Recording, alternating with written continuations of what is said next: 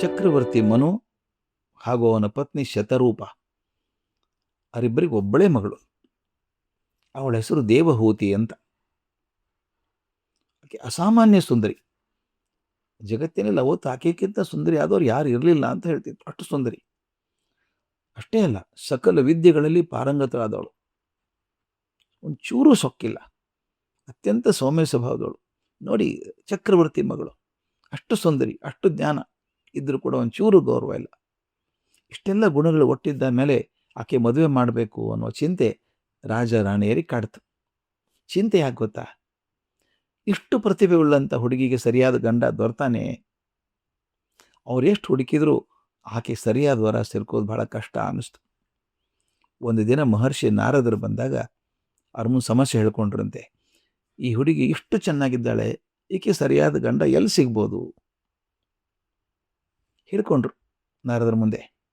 ನಾರದರು ಸ್ವಲ್ಪ ಚಿಂತೆ ಮಾಡಿ, ದೇವಹೂತಿಗೆ ಸರಿಯಾದ ವರ ಸಿಗೋ ಸುಲಭ ಅಲ್ಲ. ಈಗ ನನಗೆ ತಿಳಿದ ಪ್ರಕಾರ ಮಹರ್ಷಿ ಕರ್ದಮ್ಮರು ಅಂತಿದ್ದಾರೆ. ಕರ್ದಮ್ಮರು ಮಾತ್ರ ಆಕೆಗೆ ಅನುರೂಪನಾದ ವರ. ಋಷಿ ಕರ್ದಮ್ಮರು ಪ್ರಕಾಂಡ ಪಂಡಿತರು, ಮಹಾಜ್ಞಾನಿಗಳು, ಅತ್ಯಂತ ಜನಪ್ರಿಯರು. ಆತ ಪ್ರಾಪಂಚಿಕ ಜೀವನ ವಿಧಾನವನ್ನು, ಅಧ್ಯಾತ್ಮವನ್ನು ಎರಡನ್ನೂ ಸಮವಾಗಿ ತಿಳ್ಕೊಂಡವರು.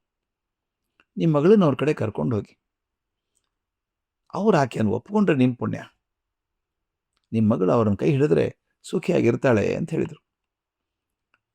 ಹಾಗೆ ಹೇಳಿದ ಹಾಗೆ ಮನು ಚಕ್ರವರ್ತಿ ಹಾಗೂ ಶತರೂಪ ದೇವಹೂತಿಯನ್ನು ಕರೆದುಕೊಂಡು ಕರ್ದಂಬ ಋಷಿಗಳ ಆಶ್ರಮಕ್ಕೆ ಹೋದರು.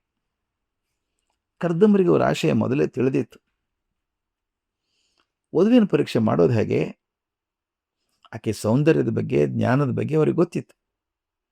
ಆದರೆ ಅವ್ರಿಗೆ ಅವೆರಡೂ ಮುಖ್ಯ ಅಲ್ಲ, ಅವ್ರ ಪರೀಕ್ಷೆನೇ ಬೇರೆಯಾಗಿತ್ತು. ಮನು ಚಕ್ರವರ್ತಿ, ಶತರೂಪ, ದೇವಹೂತಿಯರು ಆಶ್ರಮದ ಒಳಗೆ ಬಂದ ಕೂಡಲೇ ಕರ್ದಮ್ಮರು 3 ಆಸನ ತರಿಸಿ ಅವನು ಕೂಡೋಕೆ ಹೇಳ್ಕೊಂಡ್ರು. ಮನು ಹಾಗೂ ಶತರೂಪ ತಮ್ಮ ತಮ್ಮ ಆಸನ ಮೇಲೆ ಕೂತ್ಕೊಂಡ್ರು. ದೇವಹೂತಿ ಮಾತ್ರ ಕೂತ್ಕೊಳ್ಳಿಲ್ಲ. ದಯವಿಟ್ಟು ಕೂತ್ಕೊಳ್ಳಿ ಅಂತ ಕರ್ದಮ್ಮರು ಆಗ್ರಹ ಮಾಡಿದರು. ಆಗ ದೇವಹೂತಿ ಕ್ಷಣಕಾಲ ಚಿಂತೆ ಮಾಡಿದ್ಲು. ನನ್ನ ತಂದೆ ತಾಯಿಯರು ವಯಸ್ಸಿನಲ್ಲಿ ಹಿರಿಯರು, ಆದ್ದರಿಂದ ಅವ್ರು ಕುಳಿತದ್ದು ಸರಿ. ಕರ್ದಮ್ಮರು ನಿಂತೇ ಇದ್ದಾರೆ. ಅವರು ಪರಮ ಜ್ಞಾನಿಗಳು, ನನಗಿಂತ ಹಿರಿಯರು. ಅದು ಅಲ್ಲದೆ ಭಗವಂತನ ಕೃಪೆ ಇದ್ದರೆ ನನ್ನ ಪತಿಯಾಗುವಂಥವ್ರು. ಅವ್ರು ನಿಂತಿದ್ದಾಗ ತಾನು ಕುಳಿತುಕೊಳ್ಳೋದು ಅವಿನಯ ಆಗ್ತದೆ. ಅವ್ರು ಕುಳಿತುಕೊಳ್ಳಿ ಅಂತ ಹೇಳಿದಾಗಲೂ ಕೂತ್ಕೊಳ್ಳದೆ ಇರೋದು ಅವಿಧೇಯ ಆಗತ್ತೆ. ಒಂದು ಕ್ಷಣ ಚಿಂತೆ ಮಾಡಿ ದೇವಹೂತಿ ಏನು ಮಾಡಿದ್ಲು ಅಂದರೆ, ಅಲ್ಲಿ ಇರಿಸಿದ್ರಲ್ಲ ಆಸನ, ಅದರ ಪಕ್ಕದಲ್ಲೇ ನೆಲದ ಮೇಲೆ ಕುಳಿತುಕೊಂಡು ತನ್ನ ಬಲಗೈಯನ್ನು ಆಸನದ ಮೇಲೆ ಇಟ್ಲು. ಗಮನಿಸ್ಬೇಕು ಸ್ನೇಹಿತರೆ, ಚೆನ್ನಾಗಿ. ಆ ಕುರ್ಚಿ ಪಕ್ಕನೇ ತೆಳಕ್ಕೆ ಕೂತಿದ್ದಾಳೆ, ತನ್ನ ಬಲಗೈಯನ್ನು ಆಸನದ ಮೇಲೆ ಇಟ್ಟಿದ್ದಾಳೆ. ಅಂದರೆ ಅವರು ತನಗೋಸ್ಕರ ತರಿಸಿದಂಥ ಆಸನವನ್ನು ಬಳಸಿದ ಹಾಗೂ ಆಯಿತು, ಮತ್ತು ಎತ್ತರದ ಮೇಲೆ ಕುಳಿತು ಋಷಿಗಳ ಅವಿನಯ ತೋರಿಸಿದ ಹಾಗೆ ನೆಲದ ಮೇಲೆ ಕುಳಿತದ್ದು ಆಯಿತು. ಕರ್ದಮ್ಮರಿಗೆ ಇಷ್ಟು ವಧು ಪರೀಕ್ಷೆ ಸಾಕಾಯಿತು.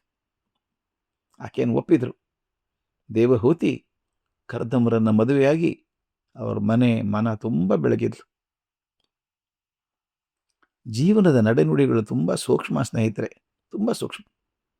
ಈ ಸೂಕ್ಷ್ಮಗಳನ್ನು ಮಕ್ಕಳಿಗೆ ತಂದೆ ತಾಯಂದಿರು ಸಣ್ಣ ವಯಸ್ಸಿನಿಂದಲೇ ಹೇಳಿಕೊಡ್ಬೇಕು. ಯಾವಾಗ ಈ ನಯ ಸೂಕ್ಷ್ಮ ಬಾಳಿಯಲ್ಲಿ ಸೇರಿಕೊಳ್ತದೋ ಆ ಬಾಳೆಗೊಂದು ಸೊಗಸು, ಒಂದು ಸುಗಂಧ ಬರ್ತದೆ.